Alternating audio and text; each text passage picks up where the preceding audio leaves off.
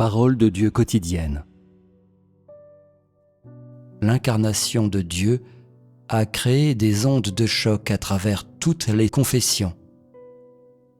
Elle a jeté dans le désarroi leur ordre originel et elle a secoué le cœur de tous ceux qui aspirent à la manifestation de Dieu, qui n'adorent pas, qui n'aspirent pas à voir Dieu. Dieu a vécu chez l'homme pendant de nombreuses années, mais l'homme ne s'en est jamais rendu compte. Aujourd'hui, Dieu lui-même est apparu et a manifesté son identité aux masses. Comment cela ne pourrait-il pas faire plaisir au cœur de l'homme ? Jadis, Dieu a partagé les joies et les peines de l'homme, et aujourd'hui, il a été réuni avec l'humanité, et il partage des histoires du bon vieux temps avec lui.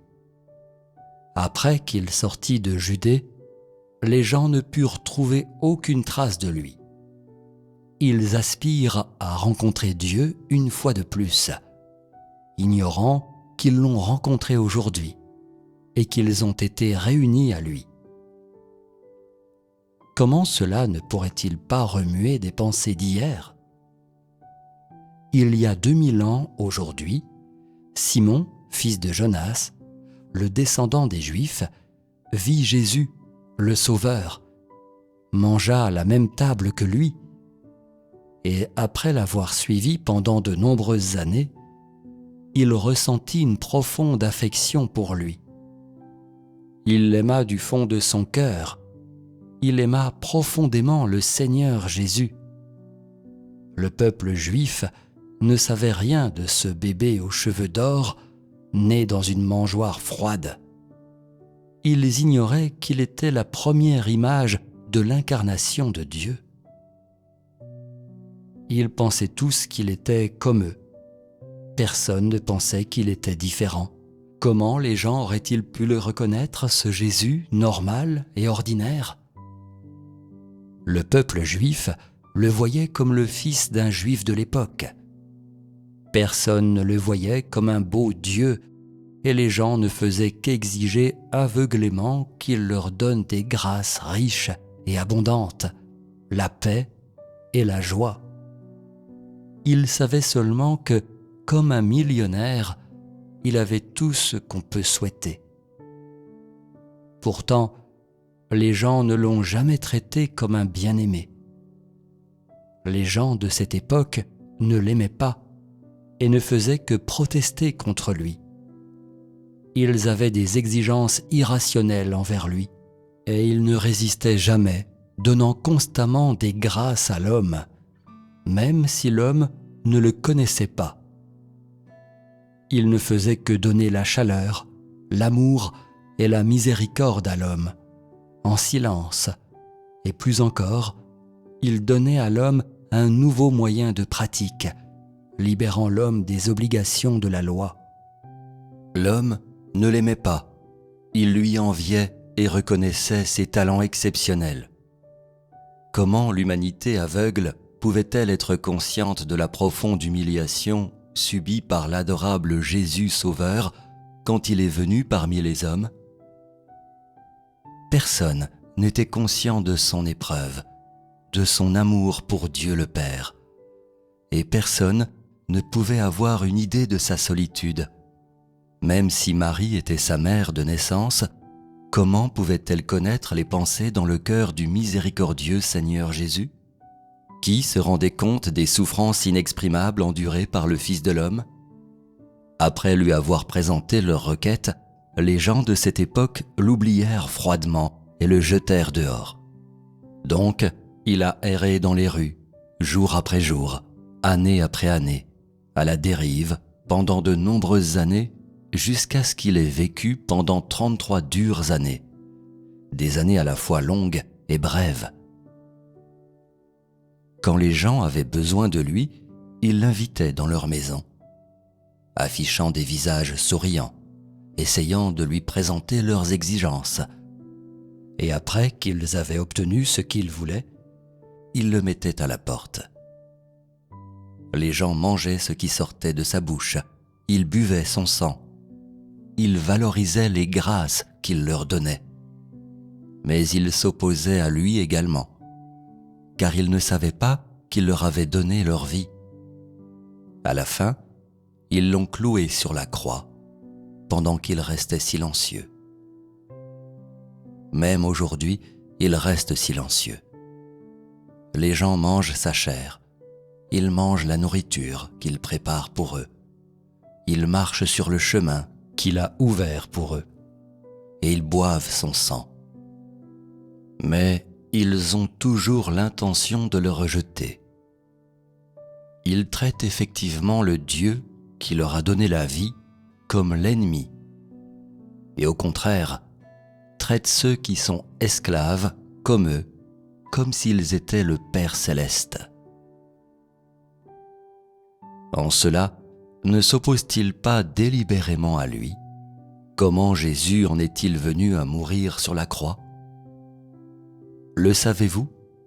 N'a-t-il pas été trahi par Judas, qui était le plus près de lui, qu'il avait mangé, qu'il avait bu et qui avait joui de sa présence?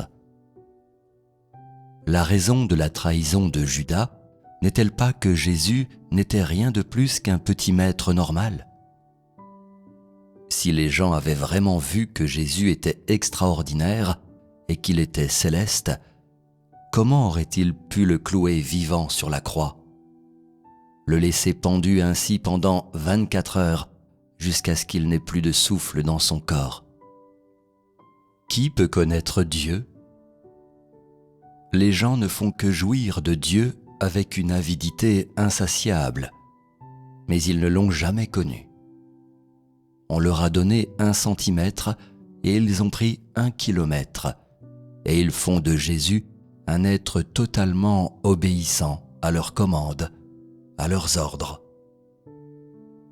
Qui a déjà eu pitié de ce Fils de l'homme qui n'a pas où reposer sa tête? Qui a déjà pensé à unir ses forces aux siennes pour achever la commission de Dieu le Père? Qui lui a déjà réservé une pensée? Qui a déjà tenu compte de ses difficultés? Sans le moindre amour, l'homme le pousse çà et là.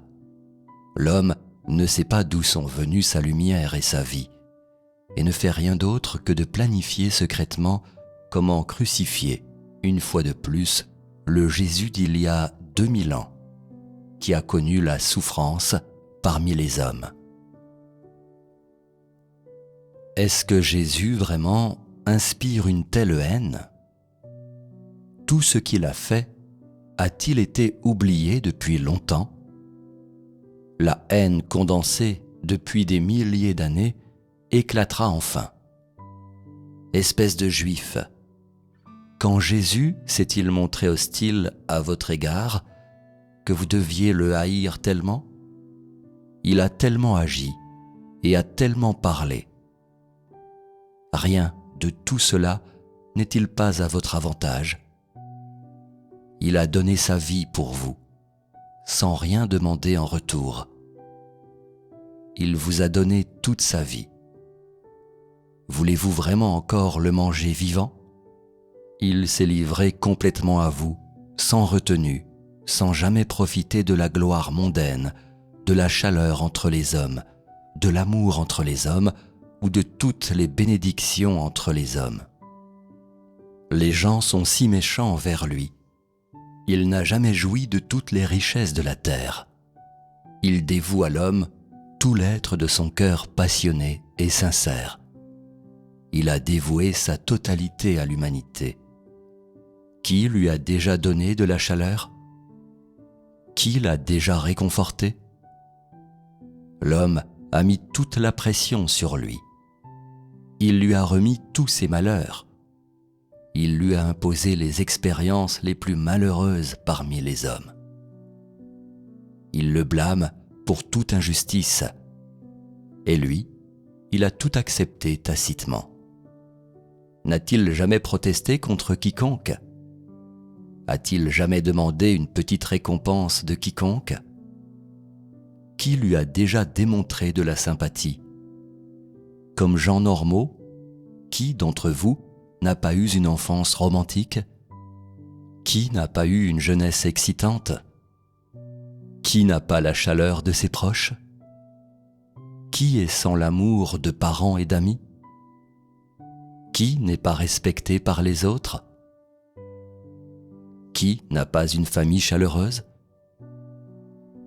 Qui n'a pas le réconfort d'un confident? Et lui, a-t-il déjà joui de tout cela? Qui lui a déjà donné un peu de chaleur? Qui lui a déjà donné un peu de réconfort? Qui a déjà fait preuve d'un peu de moralité humaine à son égard? Qui a déjà été tolérant envers lui? Qui est déjà resté avec lui en temps de difficulté? Qui a déjà vécu la vie difficile avec lui? L'homme n'a jamais relâché ses exigences envers lui.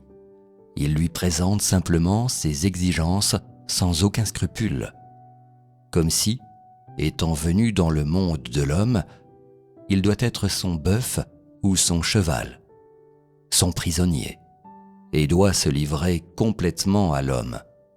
Sinon, l'homme ne lui pardonnera jamais, ne sera jamais doux avec lui, ne l'appellera jamais Dieu et ne le tiendra jamais en haute estime. L'homme a une attitude trop sévère envers Dieu, comme s'il était déterminé à tourmenter Dieu jusqu'à la mort, et seulement après serait-il prêt à relâcher ses exigences de Dieu. Sinon, l'homme n'abaissera jamais les normes de ses exigences à l'égard de Dieu. Comment Dieu pourrait-il ne pas mépriser un tel homme? N'est-ce pas la tragédie d'aujourd'hui? La conscience de l'homme a disparu. Il ne cesse de dire qu'il va rembourser l'amour de Dieu, mais il dissèque Dieu et le torture à mort. N'est-ce pas la recette secrète de sa foi en Dieu transmise par ses ancêtres? Les Juifs sont partout, et aujourd'hui, ils font toujours le même travail. Ils réalisent encore le même travail d'opposition à Dieu. Et pourtant, ils croient qu'ils honorent Dieu. Comment les yeux de l'homme lui-même pourraient-ils connaître Dieu? Comment l'homme qui vit dans la chair pourrait-il traiter comme Dieu le Dieu incarné qui vient de l'Esprit? Qui d'entre les hommes pourrait le connaître? Où est la vérité parmi les hommes? Où est la vraie justice? Qui peut connaître le tempérament de Dieu? Qui peut entrer en compétition avec le Dieu du ciel? Pas étonnant que personne n'ait connu Dieu quand il est venu parmi les hommes et qu'il a été rejeté. Comment l'homme peut-il tolérer l'existence de Dieu? Comment peut-il laisser la lumière chasser les ténèbres hors du monde? Tout cela ne fait-il pas partie de la dévotion honorable de l'homme? Cela n'est-il pas l'entrée vertueuse de l'homme? Et l'œuvre de Dieu n'est-elle pas centrée sur l'entrée de l'homme? Je voudrais que vous associiez l'œuvre de Dieu à l'entrée de l'homme, que vous établissiez une bonne relation entre l'homme et Dieu, et que vous accomplissiez le devoir qui doit être effectué par l'homme au mieux de ses capacités. Ainsi, l'œuvre de Dieu sera achevée, concluant avec sa glorification.